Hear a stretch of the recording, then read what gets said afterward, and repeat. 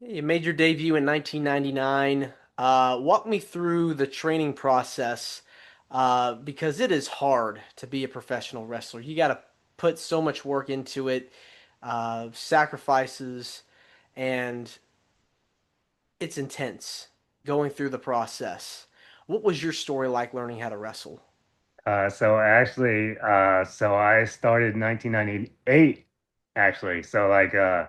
I was still in high school and it's kind of faith happened, like destiny, all this kind of stuff, whatever kind of analogy.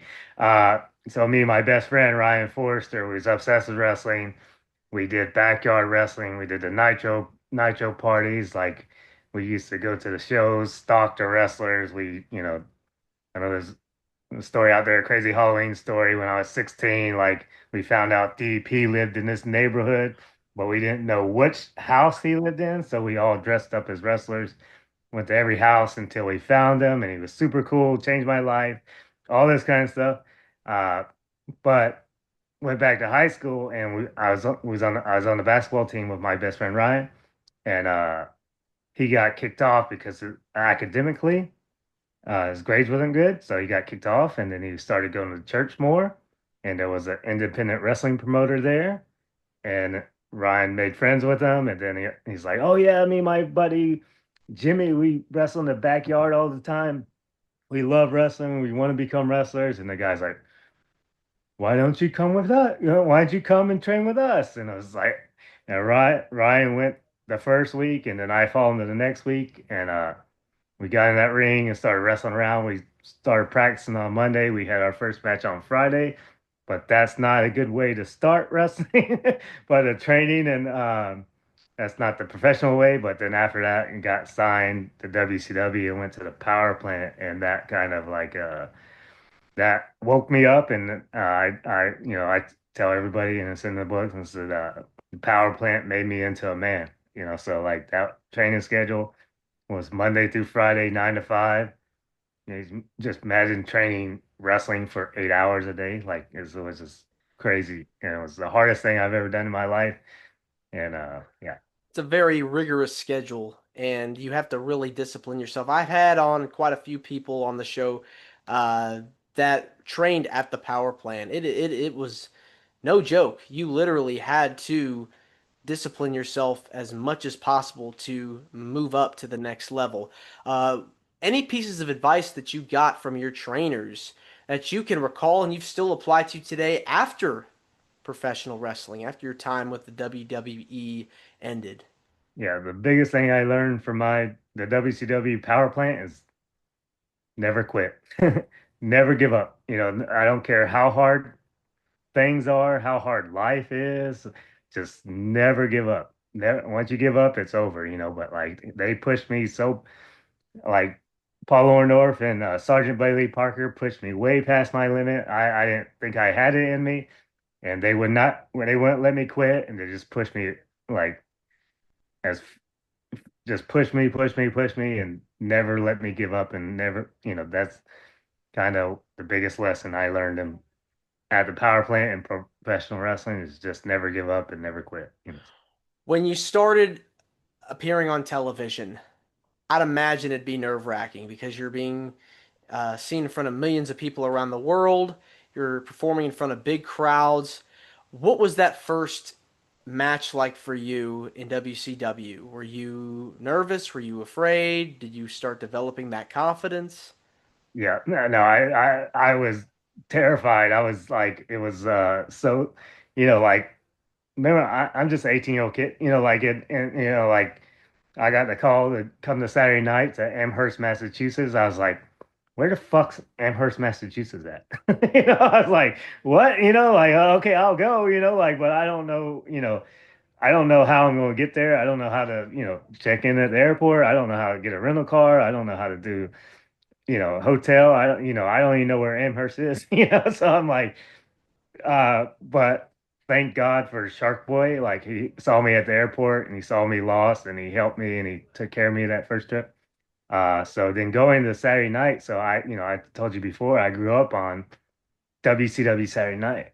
This is my show. This is that was my number one show. It wasn't Nitro or Thunder, or wasn't Raw or any WWF shows at the time.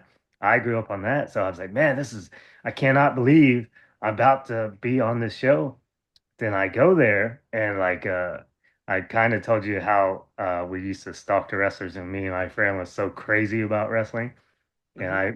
I go into the building and I'm like still such a fan, I'm such a mark. I'm like, oh my God, there's a Viano 4 and 5. There's a Armstrong brothers. There's a Juventud Guerrero and Psychosis. There's a, El Dandy, all these guys. I'm like, oh man, I can't believe I'm here. Like this is crazy. So, so real, and then, uh, and, I was terrified, and even I didn't know how the TV production worked. And thank God, then somebody told me, oh yeah, just go to the board and see who you're wrestling, and, I remember looking at the board and I didn't see my name, my full name, James Young. I saw down there it said James Carson, and Carson's my middle name, so it's like that's got to be me, James Carson, right? And then you look across the board and say who you wrestling versus the Demon Dale Torborg. I'm like, oh yes, because Dale was at the power plant with me. Like we're friends. Like, oh man, this is awesome. I get to wrestle somebody I know for my first t television appearance. And I was like, oh man, this is great. So I see Dale and we put this match together, all this kind of stuff. I'm like, oh man, I can't, so excited, nervous, scared, everything like that. And but then it's my time to go out. So once I walk through the curtain, it's kind of crazy. I don't know why this happens. All the nerves and everything goes away. And I'm just in the moment, and then we have this match and then we did a great job. I feel like we did a great job. And then we got back and say, oh man, that was great. You guys are going to be the main event for Saturday night. It's like, what? My debut? It's like main eventing WCW Saturday night. That's crazy, So that was It's surreal. yeah, yeah, seriously, bro. Now, how long were you with WCW? Were you there until it closed? Yeah, I was on the very last Nitro, but like I signed I'm the youngest wrestler ever to sign with WCW. I signed in June of 1999. I turned 18 in May. So I was like May, June, and Wow. then I had my contract at graduation. Then I went to the power plant and then actually I got fired in 4 months and I thought I lost my dream job. I'm Wow. like, oh my God. And then I got that call from Paul Orndorff for Saturday night out of the blue, and I was not kind of out of the blue because I met him the week before to kind of beg for my job back, and then and that happened. So and What then happened? What happened during that period of time that where you got let go?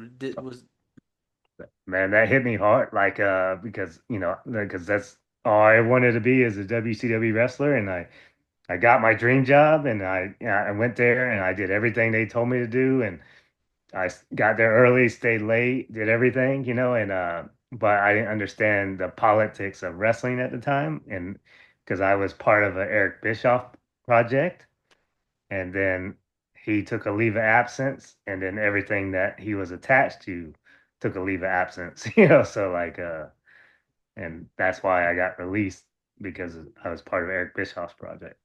but you came back and you stayed until WCW closed, shut down. That had to have been hard because competition, I feel like in wrestling is very important. It's good to have alternatives and a variety of different promotions, places for people to work. And when WCW shut down, a lot of people were devastated. Do you remember where you were when you heard the news about WCW closing and getting bought out? Yeah, for sure. So remember I was only 19 years old, and so that last Nitro was in Panama City Beach, Florida. So like my buddies found out like it's like, oh man, dude, you got the Nitro down there. We're going Nitro down there. We're gonna come down like a week early. It's 19. It's spring break. and you're a WCW wrestler, you know, so like get special treatment with my boys down there, and definitely did. So like went down there like a week early, you know, Club Avila and all that kind of stuff. Like I'm still underage, but like I'm a WCW wrestler, so go right on up, you know. And I remember like Steve-O from Jackass was there, and I remember he was in the VIP area, and then he was acting like a jackass, and Sean O'Hare like military pressed him and like threw him up against the wall. That's so crazy, all this kind of stuff. Well, anyway, it was a crazy week or a crazy few days, and then all of a sudden, like we go to Nitro.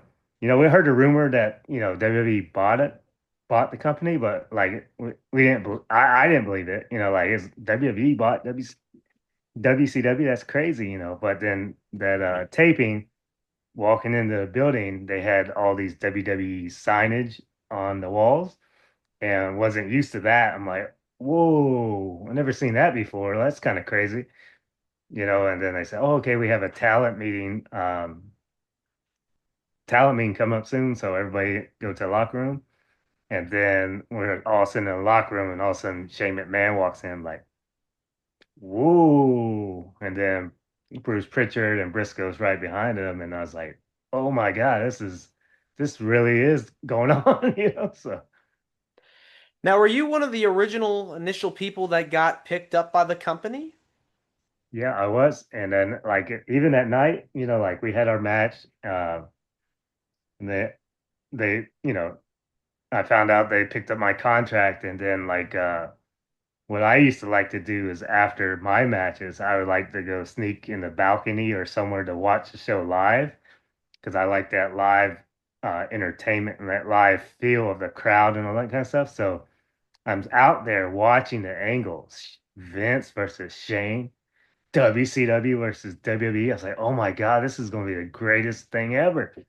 And then they pick my contract up and I'm going to be part of this. I'm like, oh man, this is going to be epic, like this is going to be awesome. And then I go back to the back when the show's over, and everybody back there is just a lot of people just crying and breaking down. I didn't really understand as a 19-year-old, but 90% of this company just lost their jobs and their Mm. livelihood. So I was like super excited about the wrestling angle, and they picked up my contract, and then I walked back to the curtain and realized that like all these people have to look for their future and to change their livelihood and everything. So